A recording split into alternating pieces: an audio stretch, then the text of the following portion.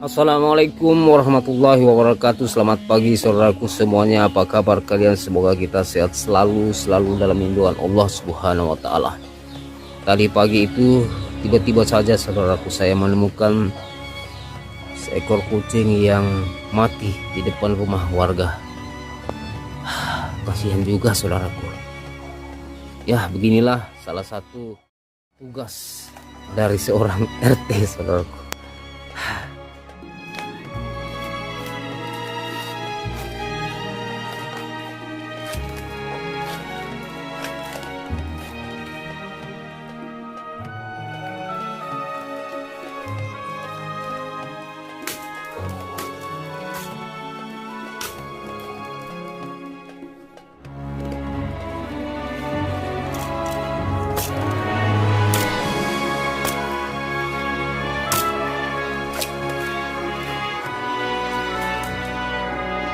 Oke, saudaraku temanku, baiknya kucing ini kita kuburkan dulu ya.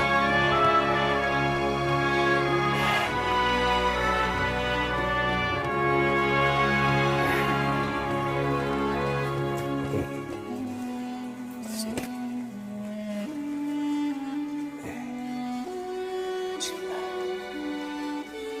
Bismillah, takbir takbir Allah. Allah.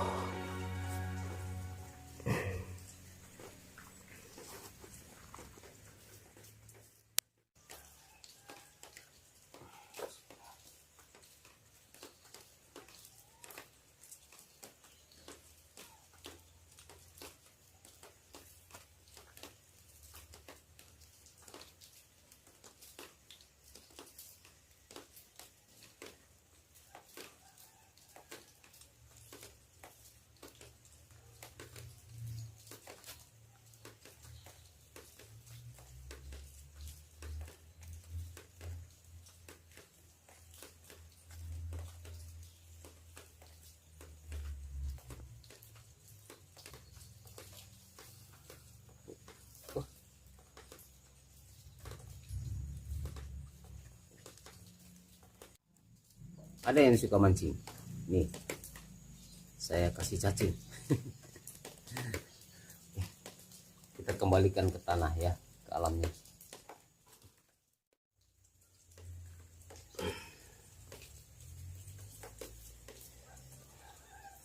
Makam kucing ini akan saya tandai dengan ini,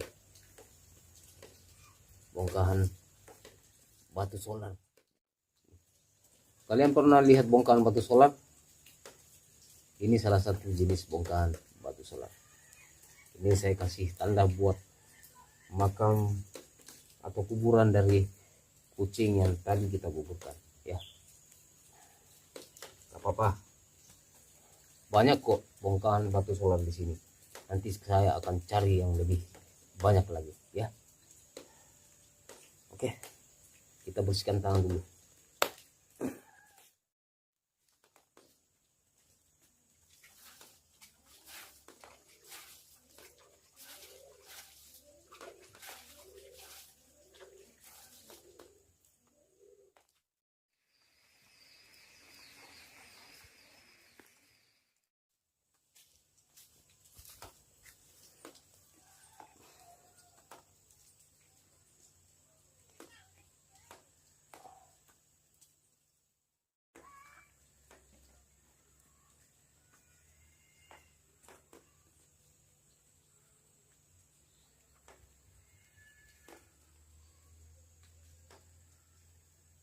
Insya Allah besok hari Minggu saudaraku, kita akan merayakan hari raya Idul Adha 1443 Hijriah seperti yang telah ditetapkan oleh pemerintah, dan saya biasanya mengikuti ketetapan pemerintah, tetapi tidak bisa ditutupi, mungkin saja saudaraku sudah ada yang merayakan hari raya Idul Adha di hari ini.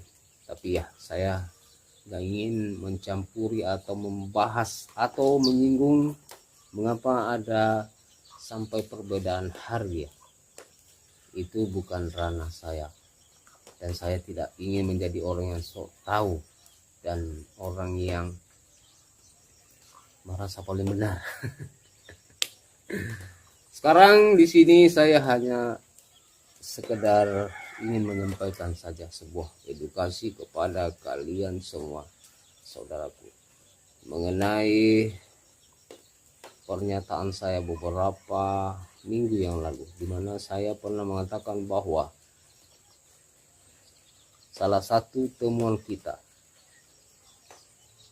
fosil kelor atau galih kelor yang jadi fosil itu berpotensi bisa tak hanya sebagai perisai dari gangguan orang-orang yang ingin berbuat jahat kita melalui kiriman ilmu yang biasa orang bilang santet, itu juga berpotensi bisa sebagai perisai kulit.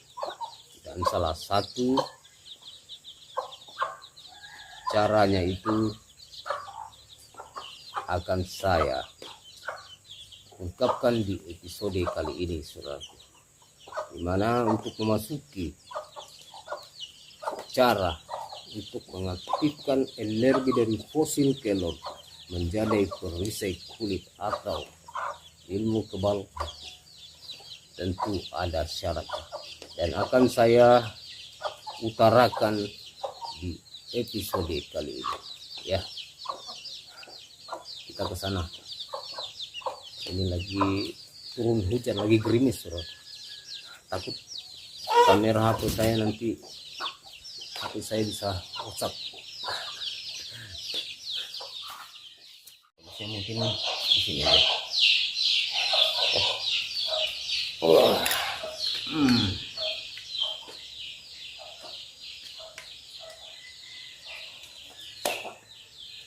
Ya, posisinya sudah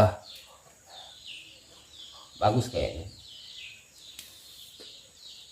Di sini saya akan memberikan sebuah edukasi, saudaraku, yaitu syarat untuk mengaktifkan fosil kelor atau fosil galih kelor, saudaraku, untuk bisa dijadikan perisai kulit atau ilmu kebal adalah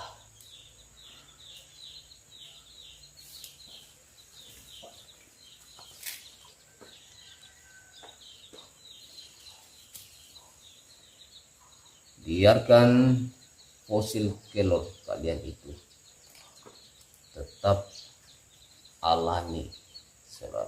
Ketika dia masih alami secara fisik, maka tentu energi dari fosil kelor itu tidak akan berkurang atau terganggu atau terkikis sedikit pun.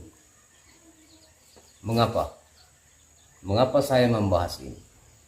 Tentu tidak bisa dipungkiri, saudara, bahwa banyak sekali saudara-saudara kita yang memilih fosil kelor itu diolah seindah mungkin, sekemilau mungkin, secantik mungkin. Nggak apa-apa kalau kita mengolahnya, apakah itu dalam bentuk batu cincin, bentuk liontin, bentuk apa saja, atau berbentuk nih body, atau kita buat tasbih, akan tetapi ada hal yang tidak boleh dilakukan, saudara. Ada batasan yang tidak boleh kita lewati, yaitu bentuklah fosil kelor sepuas hati kamu, saudaraku. Sekagum kamu membentuknya seperti apa. Karena itulah saya banyak sekali, saudaraku, mengolah fosil kelor itu dalam bentuk yang berbeda.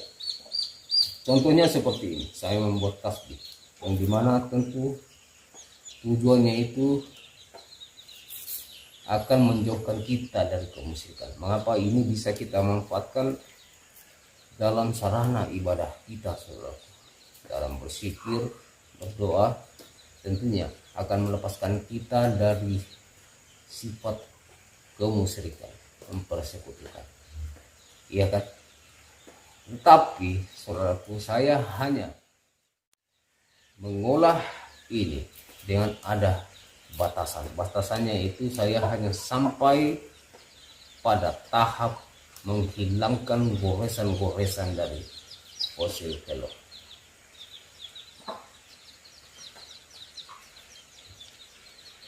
Ketika goresannya sudah hilang, saya tidak akan menggunakan yang biasa orang gunakan atau pakai, khususnya para pengrajin batu-batu permata atau batu-batu akik itu.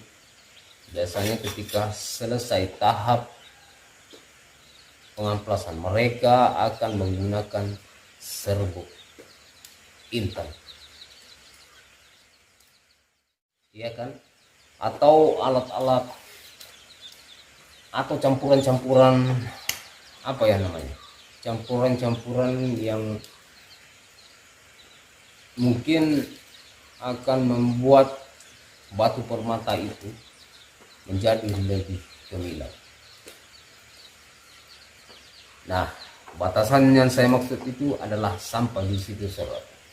Cukup kalian menghilangkan bekas goresan-goresan, apakah lewat mesin atau lewat tahap pengamplasan, dan jangan menggunakan atau memakaikan serbuk intan pada fosil kelor yang kalian miliki. Karena menurut dari apa yang saya alami, saya rasakan saudaraku, ternyata dampaknya itu akan mengurangi dan bahkan mungkin bisa menghilangkan energi alami dari fosil kelor. Biarkan fosil kelor yang telah kita bentuk itu hanya sampai pada batasan menghilangkan bekas goresan mesin saja, saudara. Ataupun kalau ada goresannya seperti ini belum saya amplas sama sekali, bisa cukup sampai seperti ini. Tetapi kalau kalian memang tujuannya bukan untuk menggunakan fosil kelor dalam pengobatan atau hanya sekedar untuk dipakai saja, saudaraku, itu tidak mengapa ya. Tetapi kalau kalian berniat untuk tujuan dalam pengobatan atau ingin mencari energi yang lebih kuat dari fosil kelor itu, maka jangan sekali-kali kalian memakaikan campuran-campuran bahan kimia, apakah itu berupa serbuk intan atau bahan-bahan atau campuran lainnya pada fosil kelor yang kalian telah olah ya. Karena pastinya saudaraku, energinya paling tidak pasti akan berkurang dan bisa berpotensi hilang sama sekali ya. Ingat itu. Saya pun dari awalnya saya tidak menyangka kalau energinya akan berdampak seperti itu, saudaraku. Ketika kita melakukan tahap finishing akhir dengan menggunakan serbuk intan yang tentunya berfungsi untuk membuat fosil kelor itu lebih gemilang lagi, tidak akan berdampak mengurangi energi dari fosil kelor tersebut. Tapi nyatanya dari apa yang saya alami, saya rasakan, dan ketika saya mempelajari karakter dari fosil kelor itu, ternyata dampaknya adalah menghilangkan separuh atau mengurangi energi dari fosil gali kelor tersebut. Jadi ketika fosil kelor tersebut energinya tidak sealami, tidak sama lagi dengan ketika mereka masih dalam bentuk bokar atau masih alami, sudah berkurang, maka saya tanggung saudara bahwa itu tidak akan pernah bisa lagi kita jadikan sarana untuk menemukan atau mengaktifkan energi fosil kelor sebagai perisai kulit, saudara. Itulah resikonya. Mengapa ini saya beri syarat, saudara? Karena saya pernah memberikan atau mengutarakan sebuah pernyataan, statement bahwa fosil kelor itu memang berpotensi untuk bisa membuat kulit menjadi keras. Kalau dalam bahasa orang-orang yang sakti, saudaraku, saya sih bukan orang sakti, saudaraku. Saya hanyalah seorang petualang, ya, kebetulan mempelajari apa yang ada di alam. Lalu saya ungkapkan kepada kalian semua dengan syarat tidak melebih-lebihkan sebuah benda, ya. Ini memang berpotensi bisa sebagai perisai kulit atau ilmu kebal. Percaya atau tidak percaya, saudaraku, ingat, akan ada waktunya saya tunjukkan kepada kalian atau saya berikan tutorial maksud saya, bagaimana cara mengaktifkan fosil kelor sehingga bisa jadi perisai kulit. Mengapa ini belum saya sampaikan kepada kalian? Karena saya memang mencari persaudaraan di sini. Dan ingatlah, saudara, mungkin saya adalah salah satu orang yang tersisa saat ini, saudaraku, yang bisa mengaktifkan fosil kelor menjadi perisai kulit. Semoga apa yang saya sampaikan di episode kali ini bisa bermanfaat untuk kalian semua. Sekali lagi saya sampaikan kepada kalian semua, saudara, bahwa ada batasan ketika kita mengolah fosil kelor, saudara.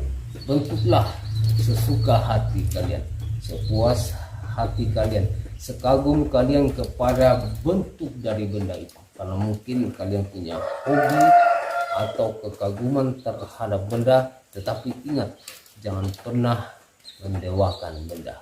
Jangan pernah melebihkan kekaguman kalian kepada benda, melebihi kekaguman kalian kepada Allah Subhanahu wa Ta'ala. Ya, biarkan benda itu bekerja sesuai dengan kodratnya, karena Allah, bismillah, karena Allah. Akan ada waktunya, saudaraku, saya akan kasih kalian tutorial. Ini sangat mudah, karena tanpa kalian sadar itu berada di diri kalian yang kalian tidak tahu sama sekali, ya. Saya ini proses, mohon undur diri dulu. Assalamualaikum warahmatullahi wabarakatuh.